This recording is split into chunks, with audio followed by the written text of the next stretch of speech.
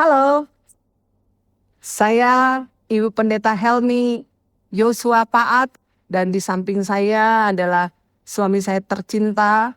Coba perkenalkan namanya siapa, Pak Pendeta? Saya Pendeta Yosua. Saya mau menyaksikan kebaikan Tuhan yang luar biasa yang terjadi dalam kehidupan saya. Beberapa tahun yang lalu saya divonis kanker. Nah, waktu itu terjadi kurang lebih hampir 8 tahun yang lalu. Ketika kami pulang dari pelayanan dari Papua, terjadi pendarahan yang hebat, mungkin kecapean kali ya. Jadi seperti kayak bleeding. Saya itu tipe orang yang tidak percaya kepada dokter. Maaf para dokter kalau ada yang dengar. Dan saya tidak percaya kepada obat. Kenapa? Ada alasannya. Karena pada waktu sekolah Alkitab, itu diajarkan oleh rektor saya maupun dosen-dosen saya untuk terus beriman kepada Tuhan Yesus. Jadi yang ada di otak saya dan di hati saya adalah beriman kepada Tuhan Yesus. Nah, mereka katakan bagaimana nanti kalau kalian ditaruh di daerah terpencil nggak ada dokter.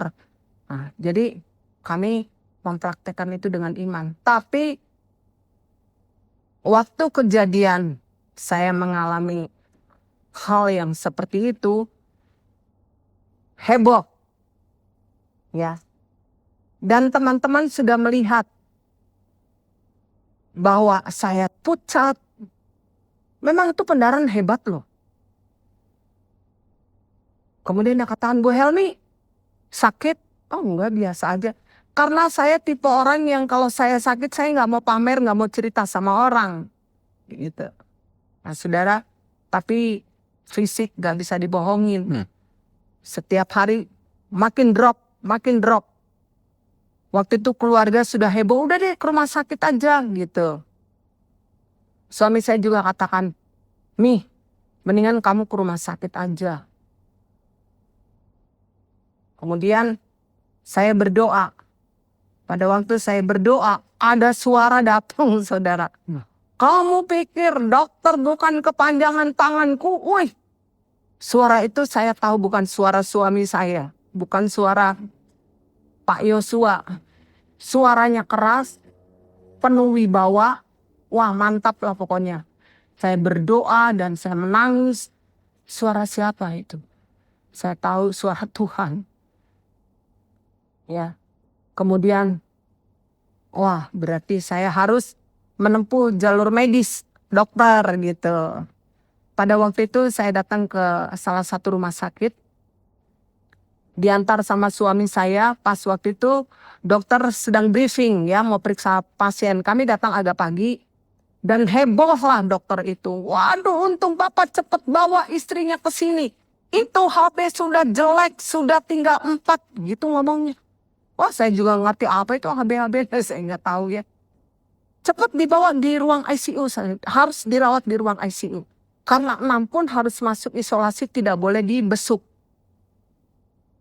Oh berarti sakit saya memang sudah parah. Akhirnya saya masuk di ruang ICU. Dokter masuk di ruang ICU itu ya, saudara. Kemudian dia ngomong begini sama saya. Ibu Helmi Nasrani ya? Iya. Saya bilang gitu. Tapi saya dalam keadaan berbaring ya. Saya juga sama Bu, Nasrani, dia katakan. Oh iya. Bu, maaf. Saya mau nanya boleh? Boleh? Tentang apa ya? Alkitab. Dia bilang begitu. Ada beberapa ayat yang saya nggak mengerti itu ada di mana letaknya gitu. Saya bilang, boleh. Dok, kalau saya bisa jawab ya saya jawab. Kalau saya nggak bisa jawab ya tentu saya akan bilang saya nggak bisa jawab gitu. Tapi ibu jawabnya dalam keadaan berbaring saja. Saya langsung ngomong loh sama dokternya. Saya bilang begini, dokter kalau saya jawab dalam keadaan berbaring saya pusing. Lebih baik saya duduk. Ibu tapi HB-nya udah jelek begini. Nggak apa-apa. Kan saya ngerasain gitu. Akhirnya saya duduk dan dia nanya. Hampir 1 jam, saudara. Ini ayat ini bunyinya sepertinya di mana ya letaknya gitu. Saya jawab. Dia nanya lagi tuh, wah udah banyak ya ternyata. Oke, cukup Bu Helmi, sekarang sudah istirahat. Akhirnya dia berbisik, dia bilang, saya pamit ya. Akhirnya dia panggil kepala ruangan di ruang ICU. Dia ada sedikit omong-omong, saya ngelihat apa ini yang diomongin gitu ya saudara. Rasa penasaran saya ketika dokter itu tinggalkan ruangan itu. Dan saya panggil kepala ruangan. Sus, boleh tahu nggak tadi dokternya ngomong apa, bocoran dong dikit gitu. Dia bilang begini, ibu pasien yang parah, tetapi oksigennya masih banyak di otak. Jadi yang tadi ditanya-tanya itu, si dokter pengen tahu masih ada nggak oksigen di otak. Gitu ngomongnya. Aduh, saya baru ngerti. Ternyata hebat, ibu oksigennya masih banyak katanya di otak. Wah, langsung saya peluk suster saya. Tuhan, engkau hebat. Saya bilang gitu. Terus saya pegang kepala saya. Hai otak, saya ngomong.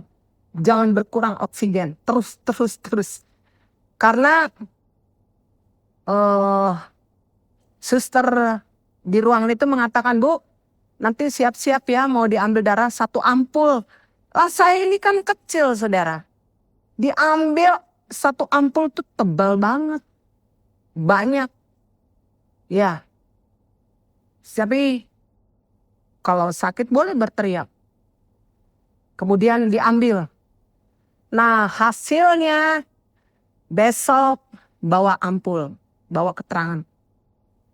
Saya udah deg-degan. Apa ini maksudnya? Ibu Elni selamat ya? Ya gitu dokternya bilang. Itu selamat apa ya? Saya bilang begitu. Kemudian dokter bilang gitu. Ibu ternyata darahnya bagus. Dia katakan begitu. Ibu gak pernah minum obat ya? Enggak pernah. Makanya darahnya bagus. Katanya gitu. Oh ternyata ada pengaruh juga ya saudara. Saya ini tipe orang yang gak pernah minum obat Bapak Ibu. Jadi mau sakit kayak apa obat saya itu hanya air panas. Suami saya bilang, Mi mau gak minum obat ini? Enggak ah. Saya emang gak pengen minum obat. Minum air panas aja. Saya percaya Tuhan pasti sembuhin. Ya memang keringetan ya. Tapi akhirnya sembuh. Nah singkat cerita, saya akhirnya didiagnos kanker. Kanker di rahim. Nah pada waktu itu, saya ditangani oleh seorang profesor. Dia yang mengatakan bahwa ibu kena di rahim. Kemudian, baik kalau begitu, ibu harus segera ditangani. Maksudnya, ibu harus mengalami, saya akan kasih jadwal, ibu harus dikemo, diradiasi, dan operasi besar. Operasi besar, Bapak Ibu, pengangkatan rahim. Tapi si profesor itu lihat saya dengan mimik yang biasa aja, ini kayaknya orang aneh diajak ngomong, kayaknya biasa-biasa gitu. Kemudian, saya mengikuti itu semua. Ya. Bapak Ibu, setelah saya mengikuti itu, ternyata sakit saya itu membutuhkan biaya yang cukup besar.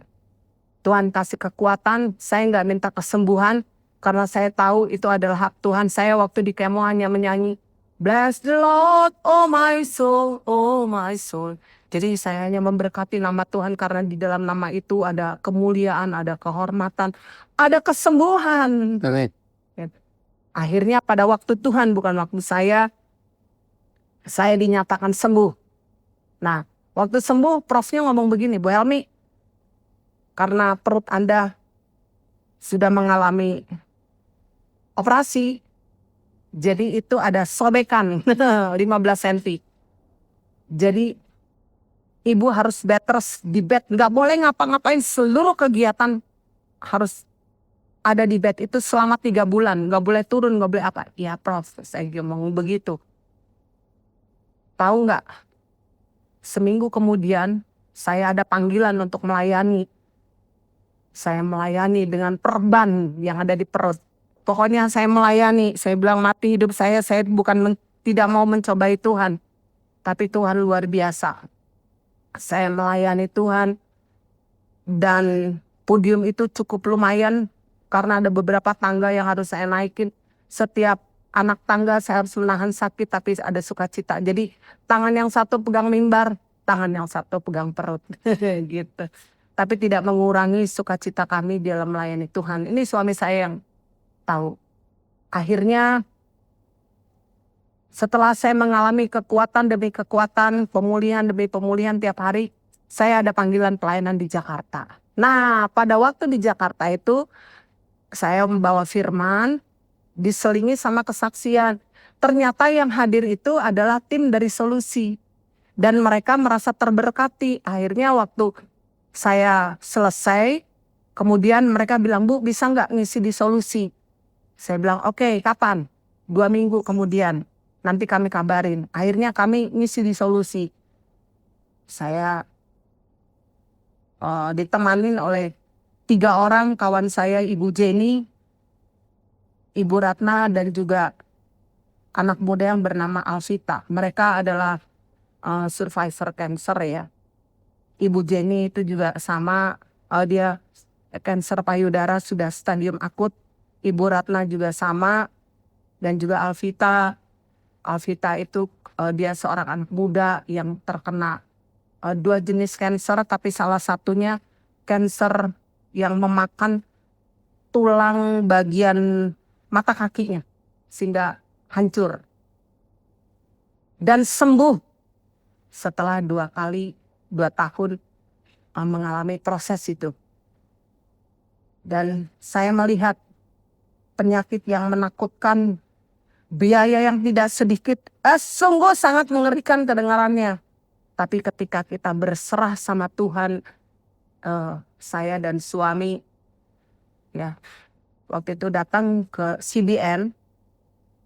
CBN itu adalah Cahaya Bagi Negeri ya, dengan pimpinannya yaitu hambanya Bapak Mark Landon. Saya menyaksikan kebaikan Tuhan bersama dengan 3 kawan saya.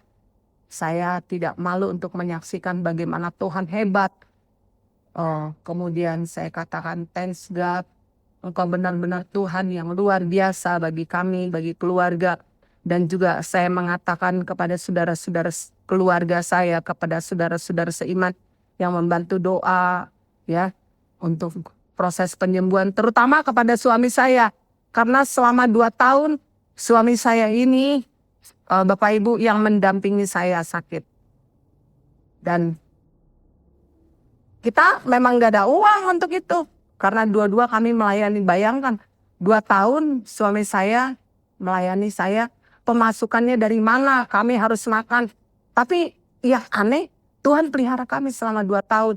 Saya juga bilang sama suami saya, karena dia begitu baik memperhatikan saya ngomong sama suami saya, Papi, kamu adalah orang yang paling ganteng di dunia.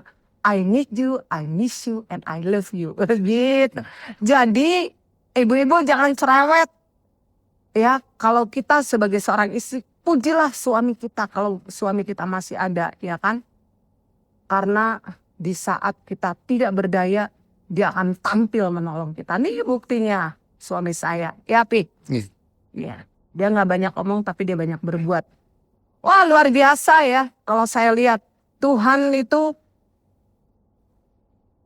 memberikan sesuatu kepada kita, bukan berarti dia kejam loh Bapak Ibu. Dia itu akan memberikan sesuatu yang luar biasa kepada kita. Tapi masalahnya di sini adalah pertanyaan bagi kita. Kita siap nggak? Kita mau nggak? Gitu aja. Kalau kita nggak mau, ya udah. Tuhan juga nggak pernah maksa kok. Gitu. Saya juga nggak pengen sakit seperti itu. Dengarnya juga mengerikan. Tapi Tuhan izinkan itu terjadi karena Tuhan tahu saya pasti bisa. Saya mampu gitu. Ya sudah. Saya terima aja. Saya bilang kehendakmu yang jadi Bapak. Gitu. Ya. Makanya di dalam perjumpaan ini saya mau bilang, siapa bilang kanker tidak bisa sembuh? Bersama Tuhan Yesus semua pasti terlewat. Amin. Tuhan sembuhkan. Jadi Bapak Ibu, kalau sampai sekarang saya sehat, saya masih bisa melayani, itu bukan karena kehebatan saya seorang Helmi atau kehebatan suami saya. No. Itu hanya karena favornya Tuhan. Hanya karena kebaikan Amin. Tuhan. Hanya karena kemurahannya Tuhan.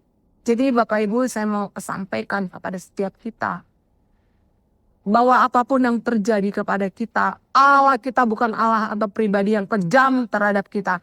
Tapi dia adalah pribadi yang luar biasa, yang memberikan berkatnya kepada kita. Makanya jangan ngomel sama Tuhan, banyak bersyukur sama Tuhan.